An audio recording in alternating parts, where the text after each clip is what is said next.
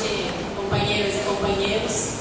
Nesses momentos nossos das conferências nacionais, é sempre um momento extremamente importante da nossa reflexão, mas também extremamente emocionante, porque é um momento que a gente, fincados com os pés no presente, com a nossa prática cotidiana, nós projetamos o futuro, mas olhando a nossa trajetória no passado, buscando justamente aprender dessa trajetória de forma humilde e para justamente que a gente possa ir enriquecendo o nosso programa, a nossa prática, o nosso processo. O que eu vou fazer por agora é muito mais delimitado do que o Juarez fez, porque na verdade nós combinamos que eu pudesse desenvolver um pouquinho o debate e a nossa visão sobre o feminismo, não pensando só na discussão do feminismo, mas pensando justamente que a partir dessa questão do feminismo, que é constitutiva da DS desde o início, nós possamos também buscar elementos e construir uma reflexão articulada dos temas do antirracismo, dos temas da questão da gay e lésbica, porque nós vamos ver justamente que há alguns elementos semelhantes e alguns elementos diferentes, mas que justamente o que a nossa tradição busca trabalhar em todos esses temas é pensar uma elaboração, pensar uma proposta, pensar um projeto de luta a partir da nossa visão materialista da história e a partir da nossa tradição marxista, nossa tradição socialista. E eu queria começar justamente fazendo referência a algo que me marcou muito no início da minha militância, em particular quando eu cheguei em São Paulo, no final do ano de 1983, que eu vinha lá daquela cidade de Uberaba, pequena, conservadora, e que eu tinha orgulho de companheiros de Uberaba que já eram da ADS.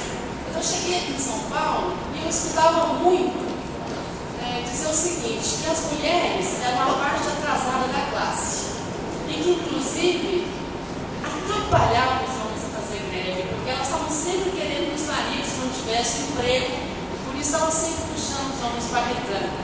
E aquilo me incomodava profundamente, porque eu tinha, desde a minha juventude, uma vontade enorme de lutar, de transformar, mas o tempo todo a gente era considerada aquelas que atrapalhavam. E isso, então, era um pouco inexplicável para mim, partindo dessa nossa experiência. E ao longo da minha militância, eu fui descobrindo, junto com outros companheiros e companheiros, o quanto isso faz parte também do processo de opressão, de exclusão, de invisibilização das mulheres. E a gente foi descobrindo muita coisa. Primeiro, a gente descobriu isso que o Juarez comentou aqui, que a luta feminista foi parte do início da luta socialista. Que a Flora Tristão, que é uma precursora da luta socialista, foi também uma grande feminista. Mas a gente foi descobrindo depois muito mais. E aqui na América Latina, todas as revoltas contra a colônia, seja nos países colonizados pela Espanha, seja aqui no Brasil, as mulheres indígenas, as mulheres negras, estiveram ombro a ombro lutando com os homens. Inclusive, em muitos países onde essa luta se deu através dos exércitos de libertação, as mulheres pegaram armas. Mas, em geral, o que ficou na história sobre essas mulheres que pegaram armas para fazer a luta pela independência dos seus países é que elas eram amantes de alguns dos grandes, como é o caso do libertador Simão Bolívar, que a Manuelita Salles é apresentada como amante de Simão Bolívar. E quando a gente vai buscar mesmo na história, o Simão Bolívar conheceu ela em combate, quando ela já fazia um combate armado. Então a gente foi justamente, tem um livro de um chileno que morreu no ano passado, um jornalista chileno, que eu convido a todos e todas a procurar na internet, felizmente nós temos hoje essa possibilidade, que chama La Outra Metade Invisível da História, que conta um pouco dessa história para nós, e que é extremamente importante que a gente possa se apropriar dela. Então, buscando nessa nossa trajetória, nós vamos sempre percebendo que foi muito difícil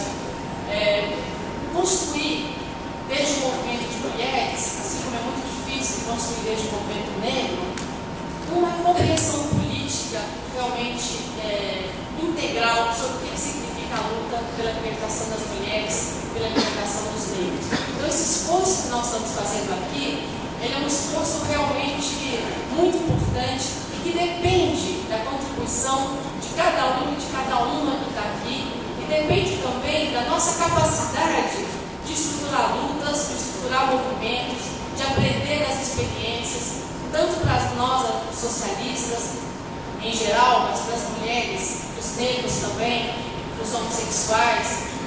O internacionalismo é extremamente importante, porque o aprendizado que nós tivemos a partir das lutas internacionalistas é que nos dá força, inclusive, para seguir adiante nas duras batalhas que nós temos no nosso cotidiano.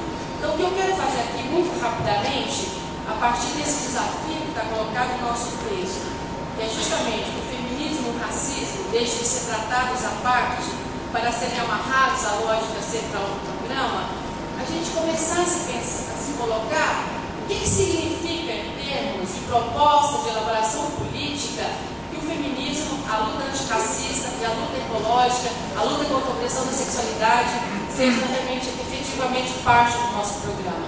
E para isso eu vou me deter um pouquinho na compreensão que nós da ADS temos em relação ao caráter da opressão das mulheres. E a partir daí depois a gente aprofunda alguns debates. Porque, justamente porque para nós que dialogamos e fazemos a nossa elaboração a partir da tradição marxista, é muito importante afirmar e mostrar as determinações econômicas da opressão das mulheres.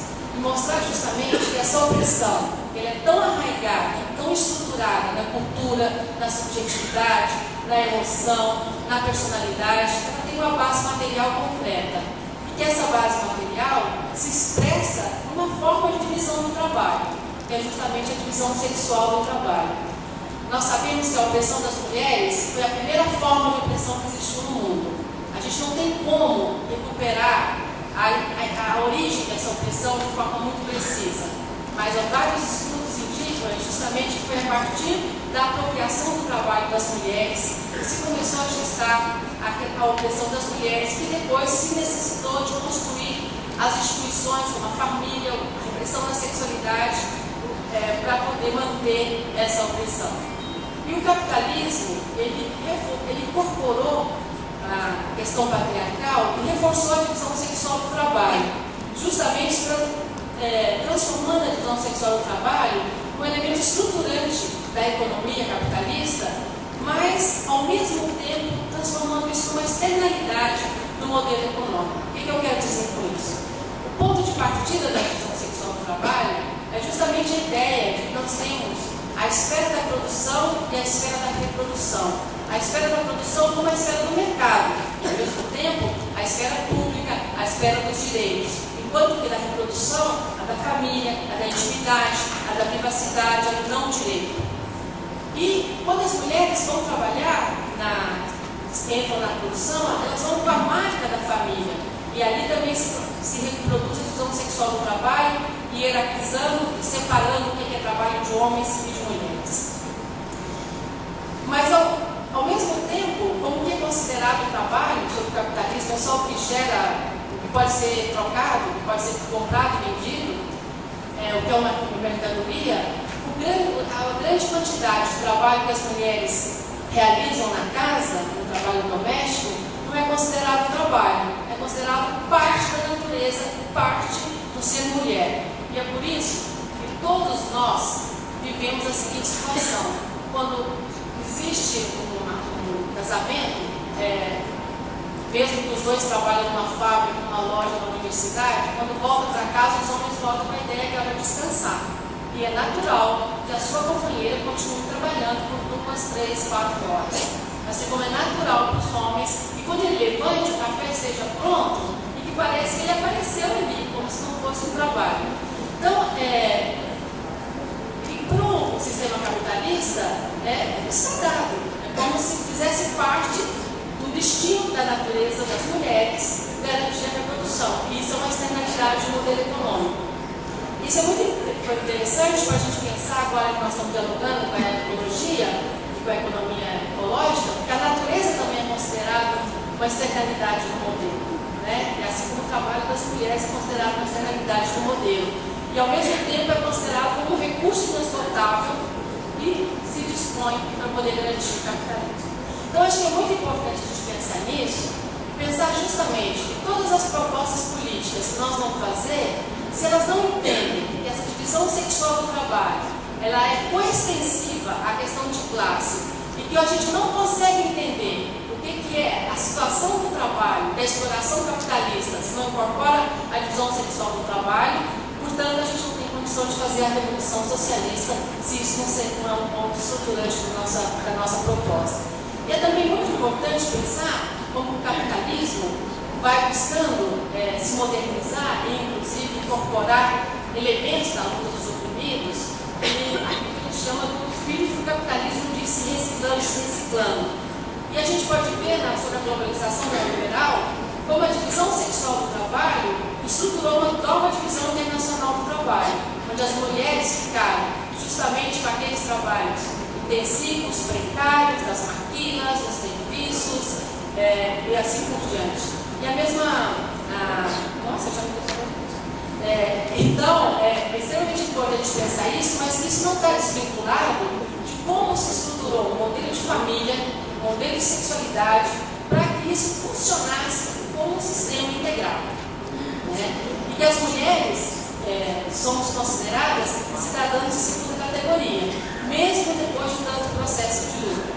Isso, claro, que vai sendo reapropriado pelo capitalismo de uma forma diferente. Então, se no passado as mulheres tinham que ser virgens, podiam ser devolvidas pelos seus maridos se elas casassem não virgens, hoje o capitalismo se apropria da luta das mulheres pelo direito, pela sua liberdade e autonomia, com a banalização, com mais coisificação das mulheres, com a mercantilização profunda das mulheres, transformando inclusive a prostituição, que é realmente originária lá do início da opressão das mulheres, mas hoje a prostituição é um dos mercados mais rentáveis do mundo, inclusive associado ao tráfico de pessoas humanas. Então é muito importante para nós, justamente a partir dessa discussão que tem o caráter da opressão, de como que isso não pode ser visto desvinculado na sua dimensão econômica, social e cultural, para a gente pensar as lutas por mudança. Isso se passa tanto para a questão das mulheres como para a questão racial. Muito rapidamente, eu acho que o debate programático que nós estamos fazendo aqui hoje tem que justamente dar um salto e superar de uma forma profunda os malefícios que sobre o neoliberalismo se construiu em relação a isso. Sobre o neoliberalismo, dentro dessa perspectiva de parecer que o modelo estava incorporando as lutas por libertação, houve todo um processo de priorização da questão do reconhecimento das opressões, tanto de legislações, de tratados, conferências da ONU, mas sempre no campo do reconhecimento da identidade, em oposição à transformação das condições econômicas e estruturais. E isso faz com que, hoje, entre nós, é muito difícil que essas lutas sejam percebidas na sua dimensão econômica. Elas sempre estão sendo vistas na sua dimensão cultural. Então parece que é sempre uma questão de educação, de mudar a cultura e não de mudar o substrato estrutural e econômico, articulado a questão da cultura, articulado a questão da participação política. E isso eu acho que coloca para nós, pensando na nossa discussão aqui do programa, algumas questões. Por exemplo, quando nós falamos do tema da economia, nós não temos como construir esse outro modelo econômico se a gente não reconhecer que a economia realmente existente nos nossos países, ela é muito mais ampla que a economia hegemônica do capitalismo. O que eu quero dizer com isso? Que coexistem na nossa sociedade várias práticas econômicas que não estão sob a hegemonia do mercado.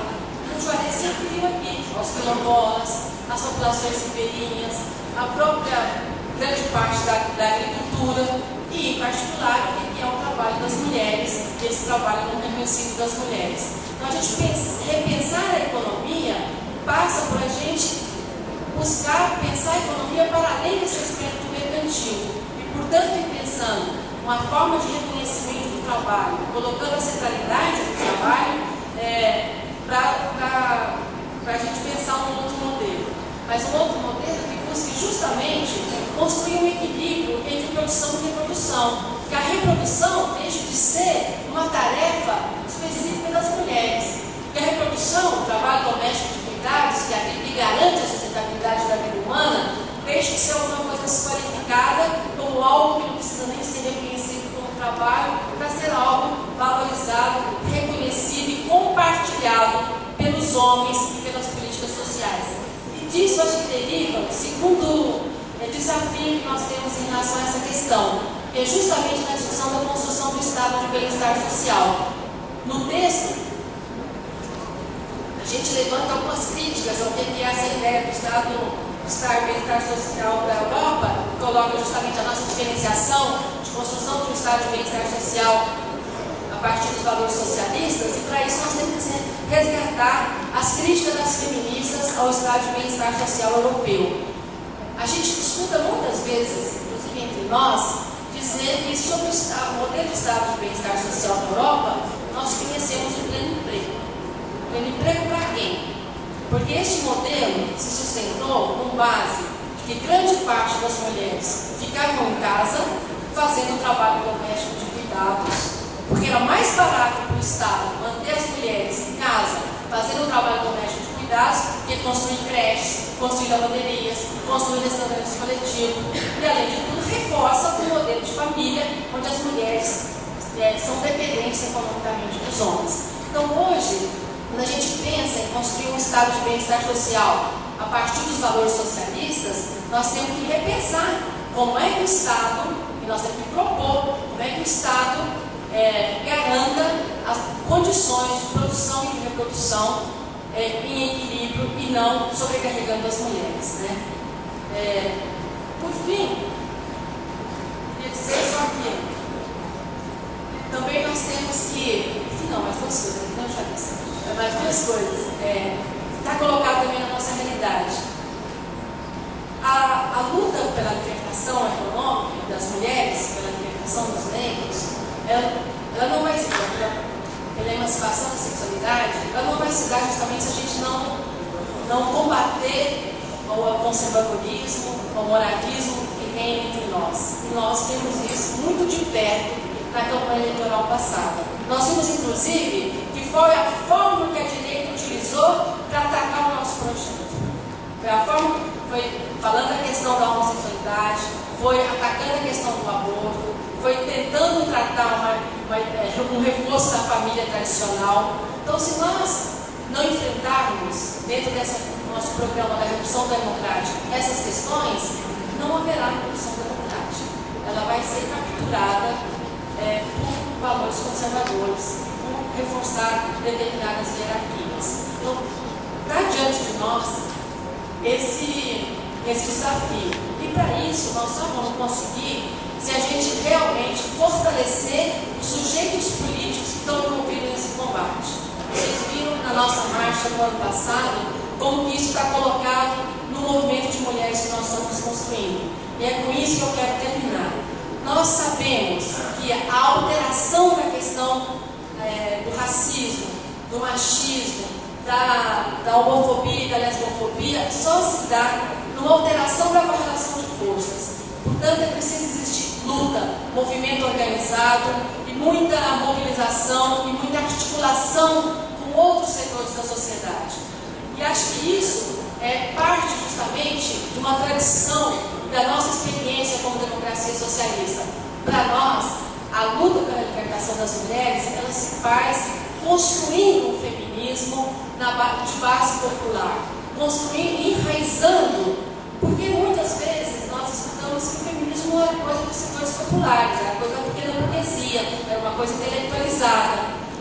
Na verdade, a nossa trajetória mostra justamente que é possível sim construir um feminismo de base popular, onde estão as mulheres negras, as mulheres indígenas, as trabalhadoras rurais, ao lado, caminhando e lutando conjuntamente com as nossas jovens, tanto com as nossas jovens universitárias, mas também com as nossas jovens trabalhadoras.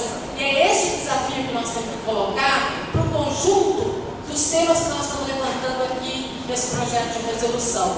Nós só vamos realmente avançar nesse processo se a gente fizer, como o Juarez já colocou, ampliar, fortalecer e dar um outro salto em relação à articulação e à luta dos movimentos sociais. Então, acho que esse fica como a questão para a gente aprofundar no nosso debate, justamente como é que a gente, diante dos desafios que nós temos hoje, com a nossa presença institucional nos governos, ser capaz de continuar articulando mobilizações e lutas lá na base da sociedade e incorporando cada vez mais setores nessa luta.